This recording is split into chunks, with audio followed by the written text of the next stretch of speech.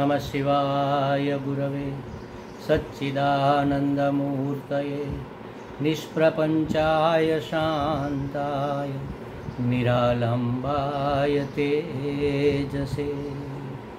विश्वं दर्पणदृश्यमाननगरी तुल्यन्निजान्तर्गतं पश्यन्नात्मनि मायया बहिरिवोद्भूतं यथा निद्रया। यत्साक्षात् कुरुते प्रबोधसमये स्वात्मानमेवाद्वयं तस्मै श्रीगुरुमूर्तये नमः इदं श्रीदक्षिणामूर्तये। जन्माद्यस्य यतोऽन्वयादितरतश्चार्थेष्वभिघ्नस्वराट् तेने ब्रह्महृदाय आदिकवये मुह्यन्ति यत्सूरयः। तेजो वारिमृदां यथा विनिमयो यत्र त्रिसर्गो मृषा धाम्ना स्वेन सदा निरस्तकुहकं सत्यं परं धीमहि सत्यं परं धीमहि।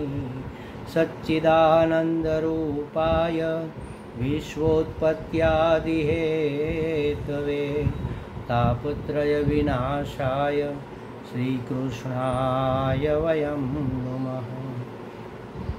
श्रीकृष्णाय वासुदेवाय हरये परमात्मने प्रणतक्लेशनाशाय गोविन्दाय नमो नमः गोविन्दाय नमो नमः। हरिः ओम श्री गुरुभ्यो नमः। हरिः ओम। हरिओम प्रभु जी, आज के इस अध्यात्म परिषद में आप सबका स्वागत है। आज श्रीमद् भागवत जी के तीसरे स्कंद का 28वां अध्याय शुरू हो रहा है।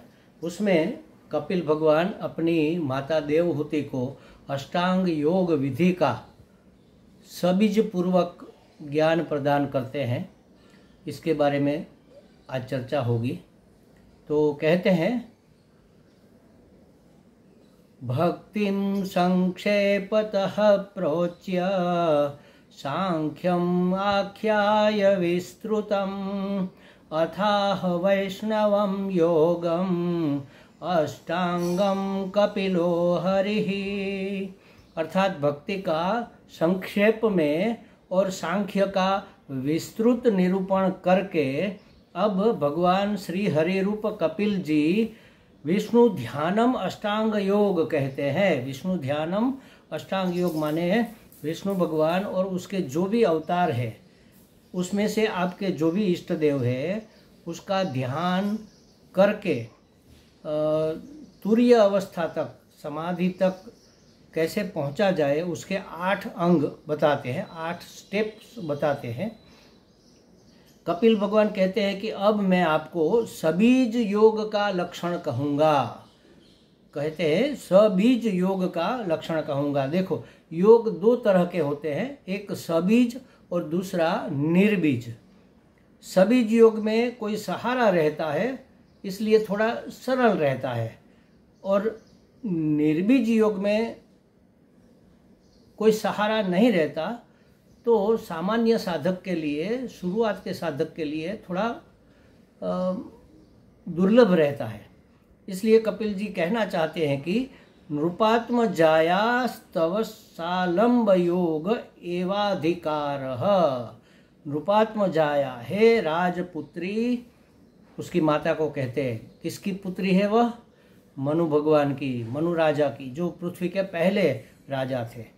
हे राजपुत्री, आपका ध्येय स्वरूप के आलंबन युक्त योग में ही अधिकार है।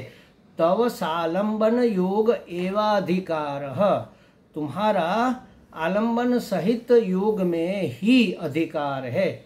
देखो, जिसका जितना अधिकार होता है, जिसकी जितनी पात्रता होती है, जिसकी जितनी लायकात होती है, उतना ही उसको मिलना चाहिए, वही उसको मिलना चाहिए। अपनी लायकात या अपने अधिकार से ज़्यादा, अपनी पात्रता से ज़्यादा अगर परोसा जाए तो वह छलक जाता है, टिकता नहीं।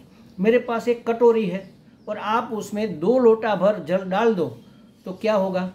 कटोरी भर तो रहेगा, बाकी का छलक कर व्यय हो जाएगा, वेस्ट हो जाएगा। तो ये ज्ञान तो अमृत है, उसका व्यय नहीं होना चाहिए। ये उपदेश, महात्माओं के उपदेश, पूज्य जनों के उपदेश, गुरुजनों के उपदेश, भगवान के उपदेश, योगियों के उपदेश अमृत स्वरूप होते हैं। वह स्वयं अमृत है और जो उसको पी लेता है, ग्रहण कर लेता है, वह भी अमर हो जाता है। तो उसका तो व्यय नहीं होना चाहिए। इसलिए कहते हैं कि हे राजपुत्री, सबीज योग में ही ध्येय स्वरूप के आलंबन युक्त, सबीज माने ध्येय स्वरूप के आलंबन। ध्येय हमारा क्या है? मानो कि कृष्ण है, भगवान है, परमात्मा है, इष्ट देव। तो उसका साक्षात्कार करना, उसका स्वरूप का आलंबन लेकर, तो ध्येय स्वरूप का आलंबन से युक्त जो योग है उसी में आपका अधिकार है। निरालंबस्य स्त्री बुद्धय स्थिते है असंभवात। निरालंबन माने निर्बीज योग स्त्री बुद्धि के द्वारा धारण करना असंभव है। देखो यहाँ पर कोई पुरुष बुद्धि और स्त्री बुद्धि की बात जो कह रहे हैं, तो स्त्री शरीर धारण करने वाली कोई व्यक्ति की बुद्धि स्त्री बुद्धि है ऐसा नहीं कहना चाहते। कोई पुरुष शरीर धारण करने वाले की पुरुष बुद्धि है ऐसा नहीं कहना चाहते। स्त्री बुद्धि का मतलब है जो इमोशनल इंटेलेक्ट वाले लोग हैं, जो बहुत लागणीशील बुद्धि, लागणीशील व्यक्तित्व जिसका है, जो इमोशनल पर्सनालिटी वाले जो लोग हैं, वह निर्बीज माने निर्विकल्प समाधि के स्टेप्स, उसकी विधि को फॉलो इसलिए नहीं कर सकते क्योंकि वह इसको याद नहीं रख पाते, वह इसके योग्य नहीं है क्योंकि वह इसको धारण नहीं कर पाते। वह बुद्धि जो इमोशनल है वह निर्गुण को धारण नहीं कर सकती। जो बुद्धि मैच्योर है वह निर्बीज को धारण कर सकती है, परिपक्व बुद्धि। ये कैसी है? अभी स्त्री बुद्धि माने अपरिपक्व तो नहीं कह सकते, लेकिन थोड़ी इमोशनल मानस जिसका है, वह इसी भागवत में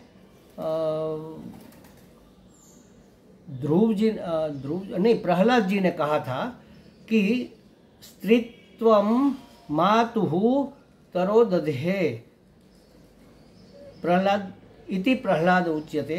क्या कहा था कि स्त्री होने से नारद जी द्वारा दिया गया ज्ञान मेरी माता को स्मरण न रहा, लेकिन गर्भ में जो प्रहलाद थे उसको याद रह गया, माता को याद नहीं रहा। ऐसा कहते हैं प्रहलाद जी कि स्त्री बुद्धि होने के कारण या तो स्त्रीत्व होने के कारण उसे नारद जी द्वारा दिया गया ज्ञान याद नहीं रहा, लेकिन प्रहलाद जी को याद रह गया तो वह परम भक्त बन गए, उसकी माता परम भक्त नहीं बनी। क्यों नहीं रहा उसको?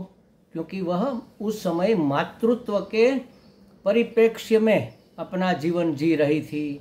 मेरा बच्चा पेट में है, मैं उसको कैसे संभालूं, मैं उसकी कैसे केयर करूं, कैसे उसको पूरा पोषण मिले, तो उसी में लगी पड़ी थी। उसको संभालने में ज़्यादा से ज़्यादा समय उसका उस बच्चे के आगमन की तैयारी में लगा हुआ था।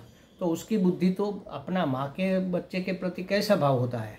इमोशनल भाव होता है, लागणीशील भाव होता है। तो लागणीशील व्यक्तित्व वाली जो मेरी माँ थी, उसको नारद जी ने उपदेश तो दिया, लेकिन माँ को वह उपदेश याद नहीं रहा। लेकिन मेरी बुद्धि पुरुष बुद्धि थी, परिपक्व बुद्धि थी। गर्भ में जो संस्कार मिलते हैं ना, वो बहुत दृढ़ हो जाते हैं, उसको बच्चा जल्दी ग्रहण कर लेता है। एक प्रसंग महाभारत में यह भी आता है कि अभिमन्यु जब उसकी माँ के गर्भ में था, तो भगवान जब उसको चक्रव्यूह का ज्ञान दे रहे थे, माँ तो सो गई, उसको याद नहीं रहा, सो भी गई और जब तक जागती थी तब तक का भी उसको याद नहीं रहा, बहुत ज़्यादा वार्ता के रूप में सुन लिया। लेकिन अभिमन्यु को, गर्भ में रहे हुए अभिमन्यु को सब कुछ याद रह गया और वह चक्र युद्ध क्या कहते हैं उसको लड़ने के लिए कौरव के सामने चला गया, चक्रव्यूह में चला गया। तो कहने का मतलब ये है, स्त्री बुद्धि का मतलब यहाँ स्त्री की बुद्धि नहीं है, वैसे उसकी माता है इसलिए स्त्री तो है ही, लेकिन सिर्फ स्त्री होने से ऐसा नहीं है। अगर ऐसा होता तो गार्गी, मैत्रेयी इत्यादि भी स्त्रियाँ थी, लेकिन उसकी बुद्धि परिपक्व थी, वो लागणी के प्रवाह में बह नहीं जाती थी। जो लागणी के प्रवाह में बह जाता है उसको ये ज्ञान की बातें ज़्यादा स्मरण में नहीं रहती। इसलिए कहते हैं कि आपको तो सबीज समाधि का अवलंबन लेना चाहिए, उसका अनुष्ठान करना चाहिए, उसकी साधना करनी चाहिए। तो इसलिए तत्र यम नियम आह, सो कपिल भगवान अब अपनी माता को यम नियम का ज्ञान दे रहे। यम नियम इत्यादि, यम नियम से शुरू करके आसन प्राणायाम यम नियम शुरू से शुरू करके माता को बताते हैं कि आपको अब कैसे करना है। तो करीब 25 पॉइंट्स यहाँ कपिल भगवान ने कहे हैं, दूसरे श्लोक से लेकर 7वें श्लोक तक में, 6ठे श्लोक तक में 25 पॉइंट्स कहे हैं कि इसको आपको धारण करना है। कौन कौन से हैं हम एक साथ ये 5-6 श्लोक पढ़ लेते हैं। स्वधर्माचरणं शक्त्या विधर्माच निवर्तनं दैवाल्लभ्येन संतोषः आत्मविचरणार्चनं ग्राम्यधर्मनिवृत्तिश्च मोक्षधर्मरतिस्तथा मितमेध्यानन्दं स्वस्य विक्तक्षेमसेवनम् अहिंसा सत्यमस्तेय यावदर्थपरिग्रहः ब्रह्मचर्यं तपः शौचं स्वाध्यायः पुरुषार्चनं मौनं सदासनजय स्थैर्यं प्राणजयशनैः प्रत्याहारश्चेन्द्रियाणां विषयान् मनसारुदे स्वधिष्ण्यानामेकदेशे मनसा प्राणधारणं वैकुण्ठलीलाभिध्यानं समाधानं तथात्मनः एतैरन्यैश्च पथिभिः मनोदुष्टमसत्पथं बुद्ध्या युञ्जीत शनकैः जितप्राणो ह्यतीन्द्रितः। क्या कहा देखो, पहला यथाशक्ति शास्त्र विहित स्वधर्म का पालन करना चाहिए। स्वधर्माचरणम शक्तिया, जितना हो सके यथाशक्ति, शक्तियाँ माने जितनी शक्ति है यथाशक्ति, अपनी पहुँच के अनुसार, अपने सामर्थ्य के अनुसार शास्त्र विहित धर्म का पालन करना चाहिए। शास्त्र में 3 बातें कही है, विधि कही है, निषेध कहा है, जो करने योग्य है वह कहा है, जो नहीं करने योग्य है वह कहा है, और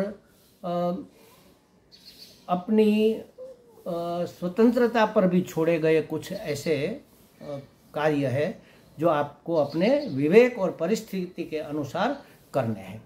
तो विधि माने जो करना है उसको विहित कार्य कहते हैं, जो नहीं करना है उसको निषिद्ध कार्य कहते हैं। और तीसरे परिस्थिति के अनुसार या तो आपकी कामना के अनुसार काम्य कार्य कहते हैं, काम्य कर्म कहते हैं। तो यथाशक्ति शास्त्र विहित, शास्त्र में जिसकी छूट दी गई है कि आप ऐसा कर सकते हो, और जिसकी छूट नहीं दी गई है ऐसा नहीं कर सकते हो, जैसे सुरा न पिबेत, शराब नहीं पीना चाहिए, और क्या करना, अतिथि देवो भव, अतिथि को देव मानना चाहिए, मातृदेवो भव, पितृदेवो भव, ये सब करना चाहिए और जो नहीं करना चाहिए, दोनों बातें बताई गई है। तो शास्त्र विहित कर्म का, स्वधर्म का, अपना धर्म क्या, शास्त्र ने तो बहुत कुछ कहा है, लेकिन हम जिस आश्रम में और जिस अवस्था में और जिस वर्ण में है उसके अनुसार हमारा धर्म बनता है। स्त्री है लेकिन बालिका है तो फिर उसका ससुराल नहीं, ससुराल वाला धर्म, पत्नी वाला धर्म नहीं होगा। पुरुष है लेकिन पुख्त है, मानो समझो कि 55 साल की उम्र का है, तो फिर उसका गृहस्थ धर्म अब नहीं रहा, उसको वानप्रस्थ हो जाना चाहिए। उसको विद्याभ्यास की जरूरत नहीं है, उसको आराधना की जरूरत है, भगवान की भक्ति की जरूरत है। तो अपने उम्र, वर्ण और आश्रम के अनुसार अपनी यथाशक्ति स्वधर्म का पालन करना चाहिए। पहली शर्त है। यही हम नहीं करते और कहते हैं कि हमें योग सिद्ध नहीं होता, यही नहीं करते और कहते हैं कि हमारी समाधि नहीं लगती, स्वामी जी हमारा मन कहीं नहीं लगता। स्वधर्म का पालन तो पहले करो। अधर्म का जब पालन होता है तो मन विक्षिप्त रहता है। वासना ग्रसित मन स्थिर कैसे रहेगा? वो तो जहाँ उसकी वासना है वहाँ दौड़कर चला जाएगा विषयों में। तो कहते हैं कि स्वधर्म का पालन करो, शास्त्र विहित स्वधर्म का पालन करना चाहिए और शास्त्र विरुद्ध आचरण का परित्याग करना चाहिए। विधर्माच निवर्तनम, शास्त्र के विरुद्ध जो आचरण है उसका त्याग करना चाहिए। भोग की वासना हमें पूर्ण करने के लिए धर्म के अनुसार हमारा भोग प्राप्त नहीं है तो अधर्म करके भी उसको प्राप्त करेंगे। इसीलिए तो ये करप्शन इत्यादि चल रहा है। तो ये नहीं करना है, उसका हमें परित्याग करना है, उस आचरण का परित्याग करो। ये दूसरी बात हुई। तीसरा, प्रारब्ध अनुसार जो कुछ भी मिल जाए उसी में संतुष्ट रहना, उसी में गुजर बसर कर लेना। ये बहुत सुंदर और साधक के लिए अत्यंत अनिवार्य साधना है। इससे मन में शांति रहेगी। हमारे प्रारब्ध के अनुसार जो कुछ भी मिल जाए उसी में हमारी गुजर बसर हो जानी चाहिए। और चाहिए कि रट हमें छोड़ देनी चाहिए, असंतोष का भाव हमें त्याग देना चाहिए। जो मिल गया हमारे प्रारब्ध में है, परमात्मा की जो मर्जी है, हमारे कल्याण के लिए जो निश्चित हुआ है वह हमें मिल रहा है, उसी से हमारा गुजर बसर हो जाएगा। उसी में संतुष्ट रहना, प्रारब्धानुसार जो कुछ भी मिल जाए उसी में संतुष्ट रहना, संतोष पूर्वक अपना गुजर बसर कर लेना।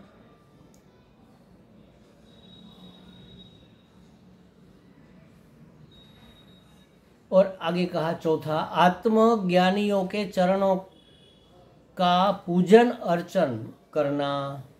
देखो, चरणों का पूजन अर्चन एक अर्थ में तो स्थूल रूप में भी किया जा सकता है और करना चाहिए।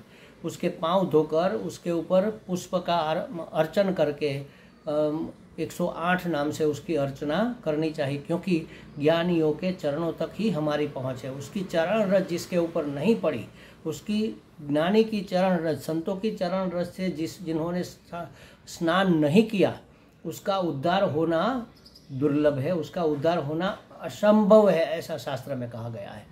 तो ज्ञानियों के चरणों का पूजन अर्चन तो करना चाहिए, लेकिन एक उसका गहन अर्थ ये है कि ज्ञानियों के सन्निधि में रहकर उसका आदर करना चाहिए। आदर करना माने वो जो कहे वह हमें स्वीकार करके जीवन में उसको अपनाना चाहिए। आदर करना, पूजन अर्चन करना माने आदर करना। आदर करना माने उसका आदर करना, उसकी बातों का आदर करना, उसकी रहनी का आदर करना, उसके अनुसार अपना जीवन बनाना। यह है ज्ञानियों के चरणों का पूजन। चरण चलने का प्रतीक है। ज्ञानी जिस मार्ग पर चल रहे हैं, जिस मार्ग पर माने स्थूल रास्ते की बात नहीं है, जो परमात्मा प्राप्ति के मार्ग पर वह चल रहे हैं, उसी मार्ग का आदर करना, उसी मार्ग पर चलना, उसके उपदेश के अनुसार अपना जीवन बनाना, इसका नाम है आत्मज्ञानियों के चरणों का पूजन अर्चन करना। ये दूसरे श्लोक तक कहा गया। तीसरे में कहते हैं कि विषय वासनाओं के, माने पांचवा मुद्दा है, विषय वासनाओं को बढ़ाने वाले ग्राम्य धर्मों से दूर ही रहना। ग्राम्य धर्म माने लौकिक धर्म। लोगों में जो व्यवहार में होता है ना, जैसे समझो कि हमारे बेटे की शादी में आप आए थे, तो फिर अब हमें आपके बेटे की शादी में आना है। अगर हम वानप्रस्थ उम्र तक पहुंच गए हैं और फिर भी हम उसकी शादी में जा रहे हैं, क्योंकि उन्होंने हमारे बेटे की शादी अटेंड की थी, तो हमारा फर्ज बनता है हम भी करें, हमें करना पड़ेगा, करना चाहिए। तो वहाँ जाकर क्या होगा, हमारी वासना ही प्रज्वलित होगी। भांत भांत के ड्रेस, कपड़े, साज सज्जा करके लोग घूमते होंगे, तो हमारी वासना प्रदीप्त होगी, हमें भी वैसा करने का मन होगा। भांत भांत के व्यंजन वहाँ खाने के लिए होंगे, तो खाने की रसना की वासना दृढ़ होगी, दृष्टि की वासना दृढ़ होगी। वहाँ भांत भांत के गाने बाजे बज रहे होंगे, तो हमारे श्रोत्र की वासना दृढ़ होगी। और ऐसे ऐसे रेशमी बिछोने, गादी, गद्दे, कुर्सियाँ रही होगी, तो हमारे स्पर्श की वासना दृढ़ होगी। हमारी हर एक, वहाँ तो अत्तर छिड़का गया होगा, धूप बत्तियाँ जलाई होगी, रोशनी करी होगी, तो हमारी घ्राणेन्द्रिय की वासना भी दृढ़ होगी। तो हमारी पांचों ज्ञानेंद्रियों की वासना को दृढ़ करने वाले ऐसे इवेंट में जाने से हमें बचना चाहिए। विषय वासनाओं को बढ़ाने वाले ये ग्राम्य धर्म है, लौकिक धर्म है, लौकिक माने लोक व्यवहार के धर्म है, इससे हमें दूर ही रहना चाहिए। देखो, जब हमारा वानप्रस्थ में प्रवेश होता है, माने हम जब साधक बनकर साधना शुरू करते हैं, तब इन सब बातों से हमें मुक्त रहना चाहिए। गीता जी में कहा है कि अरतिर जन संसदी, लोगों की संसद जहाँ इकट्ठे होते हैं लोग, उनसे तो हमारी अरति हो जानी चाहिए, अरुचि होनी, वहाँ तो हमें जाना ही नहीं है। तो वास्तव में क्या करना चाहिए, एकांत का सेवन करके अध्ययन करना चाहिए, सत्संग करना चाहिए, और सभी लोक व्यवहार के कार्यक्रमों में जाने से अपने आप को बचाना चाहिए। किसी की शादी में, किसी की मृत्यु पर, किसी की चतुर्थी में, षष्ठी में, षष्ठी पूर्ति में, किसी की बर्थडे पार्टी में, किसी की पुण्यतिथि में, इन सभी कार्यक्रमों में हमें जाने से बचना चाहिए। सब छोड़ ही देना चाहिए। अपने बच्चों को सौंप दो कि भाई आप व्यवहार करो, अब हम तो भजन करेंगे। इसके बगैर आप साधक बन ही नहीं पाओगे, तो साधना कैसे होगी, साधना ही नहीं होगी।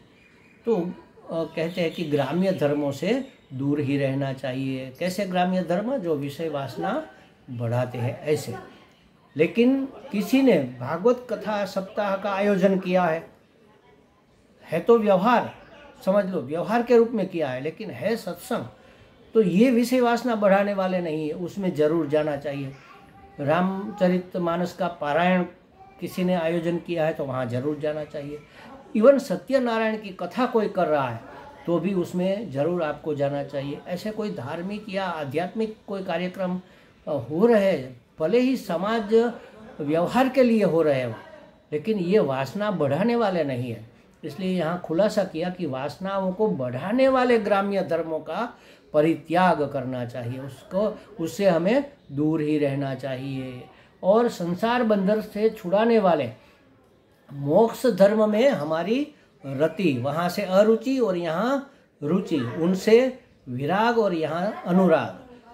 कैसे धर्मों से, संसार बंधन से छुड़ाने वाले मोक्ष धर्म से, माने परमात्मा प्राप्ति के लिए भक्ति और ज्ञान जो हमारे मोक्ष के साधन है, उसको बढ़ाने वाले जो साधन है, उसको बढ़ाने वाले जो प्रसंग है, उसमें हमारी रति होनी चाहिए। हमने कहा ना कि जैसे कोई भागवत सप्ताह है, रामचरितमानस का पारायण है, राम कथा का, तो ऐसे इवेंट में हमें जरूर जाना चाहिए। शिव पुराण कहीं चल रहा है, कहीं सत्यनारायण की कथा चल रही है, तो उसमें हमें अगर आमंत्रण मिले चाहे न मिले तो भी हमें वहाँ जाना चाहिए, जिससे हमारे मन में भक्ति का उद्भव होता है, शांति का प्रादुर्भाव होता है, हमारे साधना में रुचि दृढ़ होती है। और आगे कहा परिमित और मध्यम माने पवित्र भोजन करना चाहिए। मेध्यम माने पवित्र, या तो याज्ञनीय माने यज्ञ का प्रसाद समझकर पवित्र समझ लो। परिमित माने मर्यादित मात्रा में, अल्पाहार में, अल्प भोजन करना चाहिए। और कैसा भोजन होना चाहिए? पवित्र। क्यों? क्योंकि जैसा अन्न वैसा मन। भोजन अगर तामसिक है तो मन तमस में चला जाएगा, भोजन अगर राजसिक है तो मन उत्पात करेगा, भोजन अगर सात्विक है तो मन प्रसन्न रहेगा, और प्रसन्न मन से किया गया कार्य ही सफल होता है।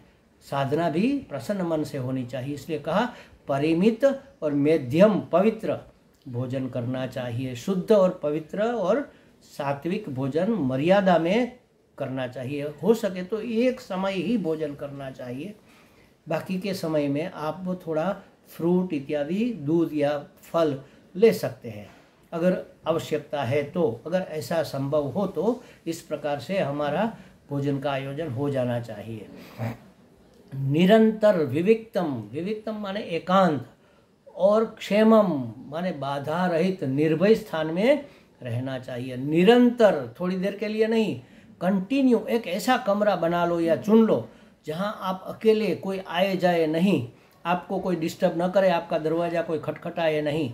और वह कैसा होना चाहिए? जहाँ कोई विक्षेप ना हो। बंगले में साइड का कमरा है लेकिन उस तरफ बाजार पड़ता है और वहाँ बाजे बजते रहते हैं, रेडियो बजता रहता है, तो विक्षेप रहेगा, बाधा रहेगी। या ज़मीन पर आपका घर है और ऐसा कोई कमरा है जहाँ पर बहुत ज़्यादा चींटियाँ निकलती है, क्योंकि पास में ही बड़े बड़े वृक्ष है, उसके तने में से छिद्र है, उसमें से चींटियाँ, चींटे इत्यादि जीव जंतु निकलते रहते हैं और आपके कमरे में घुस जाते हैं। तो ऐसा नहीं, एकांत भी हो और बाधा रहित हो, निर्भय हो, जहाँ कोई भय न हो, ऐसे एकांत स्थान में हमें रहना चाहिए। ऐसा तीसरे श्लोक तक कहा गया। 4, 5, 6 में और भी कई प्रकार के साधन बताए जाएंगे। इसकी चर्चा, ये हो गए 8 प्रकार के साधन हो गए। अब 9वां, चौथे श्लोक में 9वें से आगे हम कल देखेंगे। ओम पूर्णमदः पूर्णमिदं पूर्णात् पूर्णमुदच्यते पूर्णस्य पूर्णमादाय पूर्णमेवावशिष्यते। ओम शांति शांति शांति। हरि ओम। श्री गुरुभ्यो नमः। हरि ओम।